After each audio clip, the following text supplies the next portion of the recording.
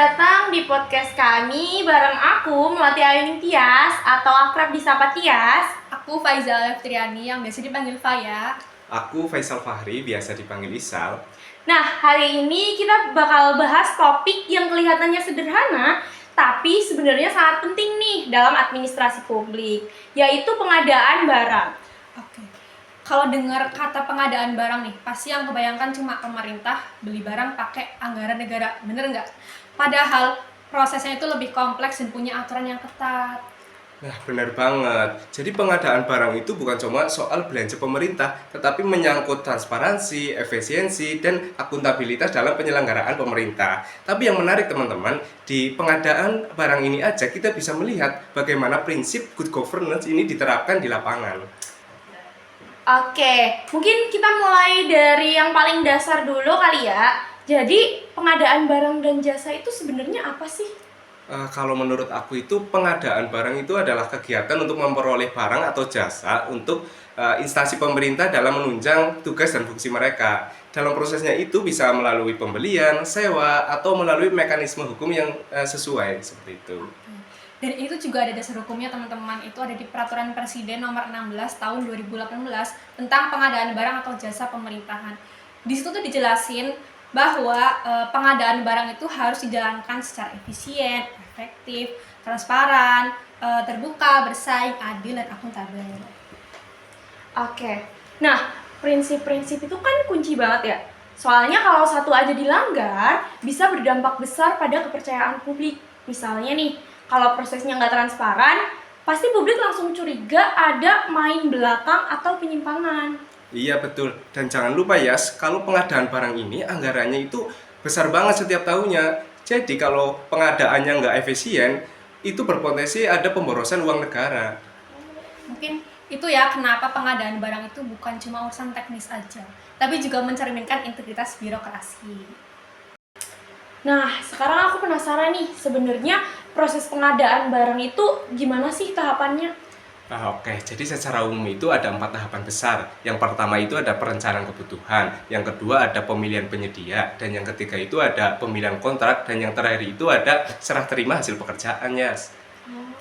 Kalau dari tahap pertama nih, itu kan perencanaan kebutuhan. Berarti instansi harus tahu dulu ya, apa sih yang benar-benar mereka lagi butuhin. Iya benar banget, karena perencanaan ini tahap paling penting karena menentukan keberhasilan pengadaan. Misalnya kalau dari awal sudah salah merencanakan, bisa jadi barang yang dibeli itu bisa jadi nggak kepakai. Contohnya kita sering dengar kasus tentang pengadaan alat yang akhirnya nganggur dan nggak kepakai sesuai kebutuhan. Oke, atau kayak ini nggak sih, pengadaan alat kesehatan waktu pandemi kemarin yang ternyata tuh nggak sesuai spesifikasi. Itu tuh contoh nyata lemahnya perencanaan dan pengawasan. Oke, bener banget ya. Terus selanjutnya ada tahap pemilihan penyedia. Pemerintah tuh harus pastiin nih kalau prosesnya kompetitif, yang artinya semua penyedia barang tuh punya kesempatan yang sama buat ikut tender. Nah, tapi sekarang sistemnya udah semakin maju. Pemerintah itu lewat LPSE, layanan penyedia secara elektronik itu meminimalkan, tujuannya itu meminimalkan interaksi langsung antara panitia penyedia dan pengadaan. Jadi biar lebih transparan dan biar nggak rawan kolusi seperti itu. Wah, keren juga ya. Jadi semua proses itu bisa dipantau dan ada jejak digitalnya gitu. Itu berarti sistem ini juga mendorong digitalisasi dalam administrasi publik. Bener. Dan di tahap terakhir itu ada serah terima hasil pekerjaan. Itu pihak penyedia itu harus menyerahkan barang sesuai kontrak. Jadi kalau nggak sesuai, ya bisa kena sanksi atau bisa ditolak juga. Oke. Ngomong-ngomong nih ya, meskipun sistemnya udah modern, tapi kok kasus korupsi di pengadaan barang ini masih aja banyak ya? Nah, itu dia masalah utamanya, Tias. Biasanya tuh ada di integritas manusianya. Sistemnya udah bagus nih, tapi kalau oknum pelaksanaannya masih punya niat yang curang, ya buat apa? Tetap aja bisa disalahgunakan. Benar banget. Banyak kasus pengadaan barang ini yang bermasalah karena markup harga, manipulasi dokumen, atau pengaturan pemenang tender. Jadi kadang-kadang penyedianya itu udah ditentuin terlebih dahulu sebelum proses tender dimulai. Oh, itu sih berarti prinsip keadilan dan transparansinya itu emang udah dilanggar dari awal ya. Iya bener Tias, makanya penting banget juga menjaga integritas. Selain itu, kapasitas SDM itu juga jadi masalah. Kenapa? Masih banyak pejabat pengadaan daerah yang belum punya sertifikat kompetensi. Jadi prosesnya sering salah prosedur. Oh, jadi makanya sekarang itu pemerintah lewat LKKP atau Lembaga Kebijakan Penyediaan Barang atau pemerintah itu terus mendorong peningkatan kapasitas dan sertifikasi bagi pejabat pengadaan ya. Oke, aku juga pernah baca nih ya, ada daerah yang justru inovatif banget dalam pengadaan barang. Misalnya, beberapa pemerintah daerah itu udah mulai menerapkan sistem marketplace lokal biar UMKM itu bisa ikut terlibat. Itu keren banget sih. Keren sih itu. Itu juga jadi bagian dari kebijakan pengadaan berkelanjutan. Jadi pengadaan bukan cuma soal dapat barang, tapi juga berdampak sosial seperti memberdayakan UMKM dan menjaga lingkungan juga. Oke. Nah, kalau ngomongin solusi nih ya, menurut kalian apa sih yang paling efektif buat memperbaiki sistem pengadaan ini? Oke, kalau menurut aku yang pertama jelas transparansi publik. Jadi semua informasi pengadaan itu harus bisa diakses oleh semua masyarakat dari tahap perencanaan sampai realisasi. Jadi kalau publik ikut ngawasin, potensi penyimpangan bisa lebih kecil. Oke, aku setuju sama Isal sih. Tapi selain transparansi, itu juga harus ada akuntabilitas individu. Artinya, setiap pejabat pengadaan harus siap bertanggung jawab atas keputusan yang diambil. Nggak bisa lagi nih main lempar tanggung jawab kalau ada masalah. Bener juga sih. Kalau dari sisi teknologi, sistem e-katalog tuh menurutku juga bagus banget. Karena di situ udah ada daftar barang yang siap beli, jadi prosesnya lebih cepat dan harganya standar. Betul, dan jangan lupa pentingnya pengawasan partisipatif. Masyarakat ini harus dikasih ruang untuk melapor kalau melihat indikasi penyimpangan. Sekarang kan banyak aplikasi pengaduan yang bisa dipakai buat itu. Nah, selain itu juga ada lembaga pengawasan seperti BPKP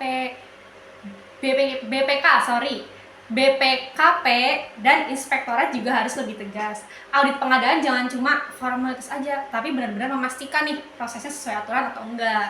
Oke, dan mungkin tuh kedepannya pemerintah bisa terus kembangin sistem berbasis AI buat mendeteksi pola penyimpangan dalam pengadaan. Kayak analisis data otomatis buat tahu kalau ada harga barang yang tiba-tiba nggak wajar. Wah, iya itu keren banget sih. Jadi pengadaan barang di masa depan ini bukan cuma digital, tapi juga cerdas dan adaptif terhadap resiko penyimpangan. Dari pembahasan kita yang panjang ini nih, aku tuh jadi sadar. Jadi tuh pengadaan barang itu ternyata mencerminkan banget wajah pemerintahan kita. Jadi kalau pengadaannya baik, berarti tata kelola pemerintahnya juga baik. Setuju banget. Karena dari pengadaan barang aja kita bisa lihat sejauh mana pemerintah ini menjalankan good governance, mulai dari akuntabilitas, dari efisiensi sampai keadilan.